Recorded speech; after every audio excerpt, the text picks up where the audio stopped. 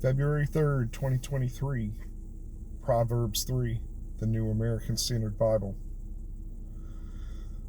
My son, do not forget my teaching, but let your heart keep my commandments. For length of days and years of life and peace they will add to you.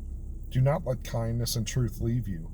Bind them around your neck, write them on the tablet of your heart, so you will find favor and good repute in the sight of God and man. Trust the Lord with all your heart, and do not lean on your own understanding. In all your ways acknowledge him, and he will make your path straight.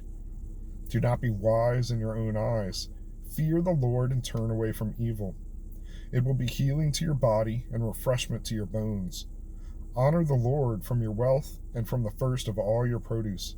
So your barns will be filled with plenty, and your vats will overflow with new wine. My son, do not reject the discipline of the Lord or loathe his reproof.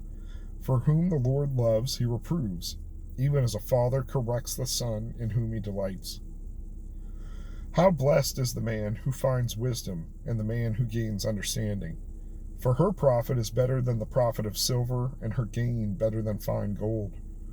She is more than precious jewels, and nothing you desire compares with her. Long life is in her right hand, in her left are riches and honor. Her ways are pleasant ways, and all her paths are peace. She is a tree of life to those who take hold of her, and happy are all who hold her fast. The Lord by wisdom founded the earth. By understanding he established the heavens. By his knowledge the deeps were broken up, and the skies drip with dew. My son, let them not vanish from your sight. Keep sound wisdom and discretion, so they will be life to your soul and adornment to your neck. Then you will walk in your way securely, and your foot will not stumble. When you lie down, you will not be afraid. When you lie down, your sleep will be sweet. Do not be afraid of sudden fear, nor the onslaught of the wicked when it comes. For the Lord will be your confidence and will keep your foot from being caught. Do not withhold good from those to whom it is due, when it is in your power to do it. Do not say to your neighbor, "Go and come back, and tomorrow I will give it," when you have it with you. Do not devise harm against your neighbor, while he lives securely beside you.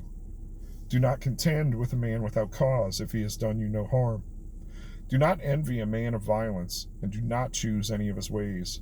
For the devious are an abomination to the Lord, but he is intimate with the upright. The curse of the Lord is on the house of the wicked, but he blesses the dwelling of the righteous. Though he scoffs at the scoffers, yet he gives grace to the afflicted. The wise will inherit honor, but fools display dishonor. This is a good one. This is a very dense one, chapter. I feel like it's got a lot of popular sayings that we try to tell people, when they're going through the difficulties of life.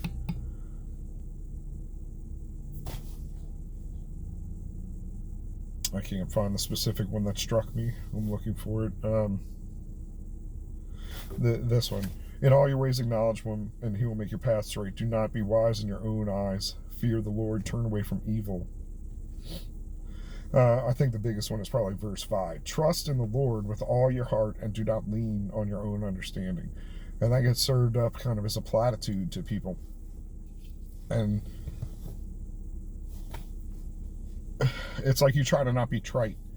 When people ask you for advice, or you feel like you need to give advice to somebody, and we give out these short verses, and we don't give it with context. And sometimes these are not people that have the biblical context. They've not read it. They've not been in the church to kind of understand some of these concepts. So when you tell somebody that, it's kind of like,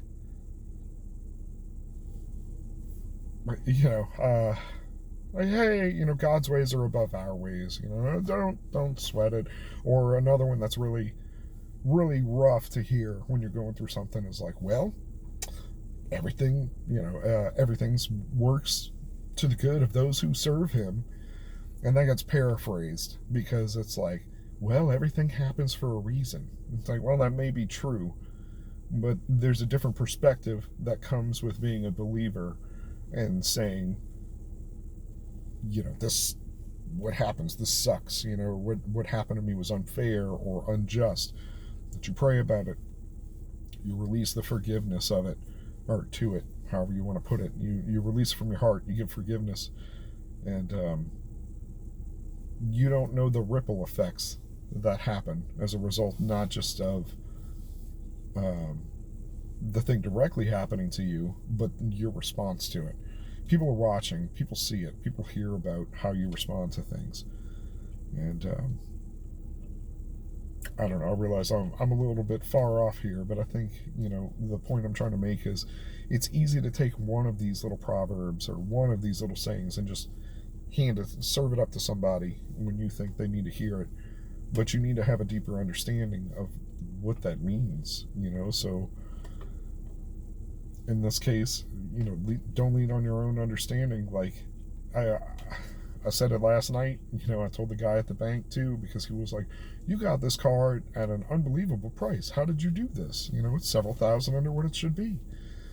And I told him, do you really want to know? And he said, yeah. And so over the loudspeaker, because it was in the drive-through lane, I told him, well, I say my prayers, and often I'm driving around and I'm praying out loud, and I'm asking Jesus for the right answer or to be shown the right thing. And you know it when you see it, and you need to act on it. And he kind of did that number. He did not like hearing that. People don't want to hear that there is a God, or that there might be something out there that they're accountable for their actions here for. So I don't want to go on a big further rant about that, but yeah, I've got something else on my heart based on a comment that I got, and I'm gonna try to make a quick video about that, I think. So let me pull up that verse and I'll read that as well. Be blessed today. Where is it? Do not let kindness and truth leave you. Bind them around your neck and write them on the tablet of your heart. Kindness and truth. You can always choose your response to somebody. You can always choose your response to the situation.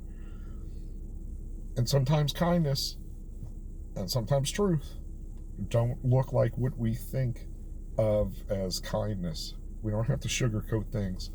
We do a better kindness to be truthful with our friends and the people we come in contact with, gently if we can, but sternly if need be,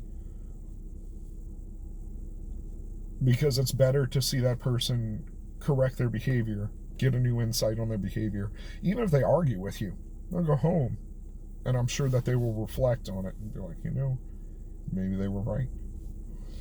Part of a therapist's job is just basically drawing feelings, emotions, and questions out of people to reflect on. So I'm going to wrap it up. Most of this was just me talking. So if you joined me for the reading, thank you, and be blessed today. I hope your February is starting out right, and just realize that's kind of a choice you're making as well. So choose kindness, choose truth, pursue wisdom. Be blessed.